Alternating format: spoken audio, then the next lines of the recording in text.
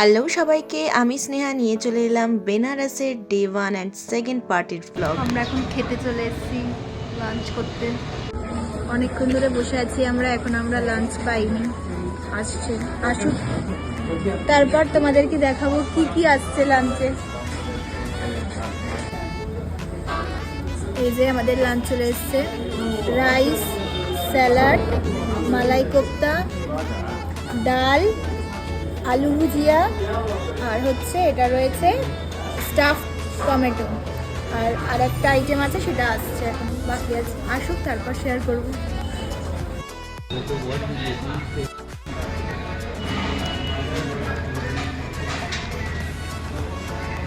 এই যে আলু কবি চলে এসছে আমাদের,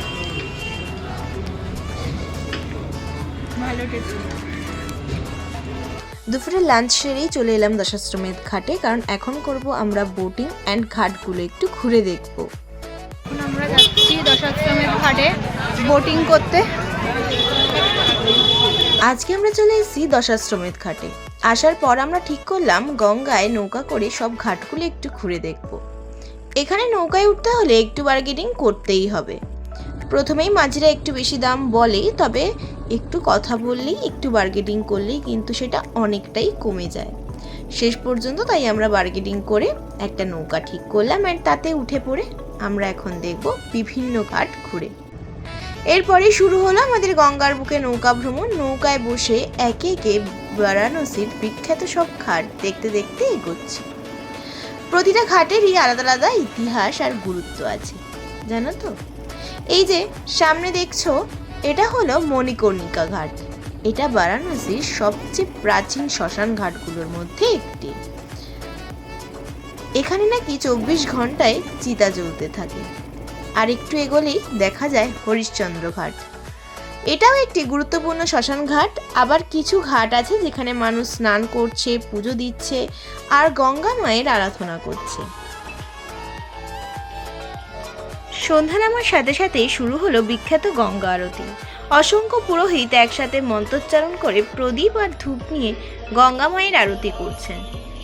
চারিদিকে আলো, ধূপের ধোঁয়া আর ভক্তদের হর হর মহাদেব ধ্বনি পুরো পরিবেশটাই একেবারে আধ্যাত্মিক করে তুলেছে। আরতির এই সুন্দর মুহূর্তটা আমরা গঙ্গার উপর নৌকায় বসে উপভোগ করেছি। চারিদিকে অসংখ্য নৌকা, সবাই এই অপূর্ব দৃশ্যটা কাছ থেকে দেখার জন্য এসেছে, আলোয় ভরে উঠেছে। সত্যি বলতে বারাণসীর এই দশাশ্রমেধ ঘাটের সন্ধ্যা আরতি জীবনে একবার হলেও দেখা উচিত। আর একটা খুব সুন্দর দৃশ্য দেখা যায়, গঙ্গায় প্রদীপ ভাসানো। ছোট ছোট পাতার নৌকার মতো দোলনায় ফুল আর প্রদীপ সাজিয়ে মানুষ গঙ্গা মায়ের উদ্দেশ্যে ভাসিয়ে দেয়।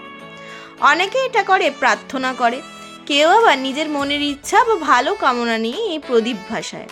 সন্ধ্যার সময় যখন অসংখ্য প্রদীপ গঙ্গার জলে ভাসতে থাকে, তখন পুরো নদীটা যেন ছোট ছোট আলোয় ঝলমল করে ওঠে। নৌকায় বসে এই দৃশ্যটা দেখতে সত্যিই অসাধারণ লাগে। গঙ্গার শান্ত জলের উপর ভাসতে থাকা এই আলো যেন বারাণসীর আধ্যাত্মিক সৌন্দর্যকে আরও বেশি করে অনুভব করায়। আমিও ভাসিয়ে নিলাম গঙ্গায় প্রদীপ, যাতে আমার মনস্কামনা পূর্ণ হয়, সবাই যাতে ভালো থাকে। আর এবার আমরা চলে যাচ্ছি হোটেলের দিকে। এসে করে নিলাম একটু টিফিন।